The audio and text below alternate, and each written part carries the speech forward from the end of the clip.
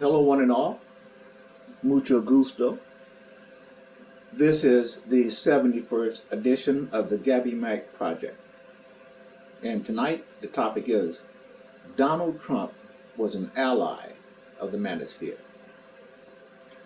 Pretty much every American had a strong opinion about Donald John Trump. You had those who hated him with a vengeance, and there were others who revered him. Now, wherever you came down, that's on you. But what I want to make clear is, I believe former President Donald Trump was an ally to the Black Manosphere. Yes, he was an ally. Whether he knew it or planned it is irrelevant. You see, from the very beginning of his campaign in 2015, Donald Trump presented himself as a conservative. But he knew that he needed a strategy to get as many black people, men in particular, to sign on. And they did. The question is, how did he do it? Okay. What Donald Trump was able to do was tap into the sentiment that black men, in general, were more conservative than black women, especially when it came to social issues. And he was able to capitalize on that pent-up anger that black men, have been feeling since the 1960s. You see, black men were tired. They were tired of not being respected, tired of not having a voice about what was happening in their communities, just tired of being emasculated. Now, while Trump was making his run for president in 2015, it just so happens that the Black Manosphere 2.0 was coming into existence. So what you had really was a perfect storm brewing.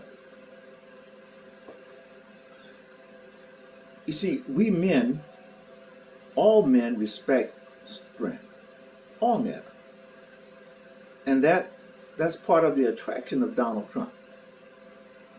He projected an image of a strong, masculine man.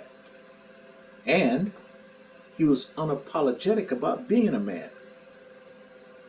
As a result, it was a welcome image to black men because they had been emasculated for over half a century. So it was refreshing to hear a man speak like a man. And you know what I believe? I believe Donald Trump's run for presidency provided quote-unquote cover for an emerging black manosphere.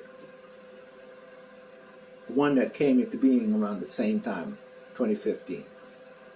And as Trump was traveling around the country delivering his message, the men in the Black Manosphere were emboldened to speak out about the issues affecting their community. They began talking about how single female-led households were destroying the black community. They began talking about the outrageous number of children being born out of wedlock. They began talking about the unfair way black women were using children to punish the kids' fathers. Now you see, because the media was so focused on everything Trump was saying and doing, the manosphere was allowed the space to grow and develop. And it did so exponentially. But as their voices seem to be catching traction, especially on the internet, black females and their allies in the feminist movement and the dominant media outlets began their campaign to shame, insult, etc., black men back into submission. Again. But you know, that genie was already out. So, together with the white females who believed in traditional values, black men gravitated to his platform and did something no Republican has done in a very long time. He garnered 12 to 15% of the black male vote.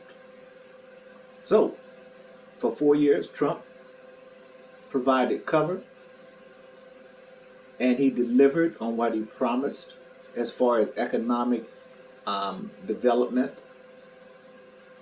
and the black manosphere flourished. Gabby Mac, oh, you tea.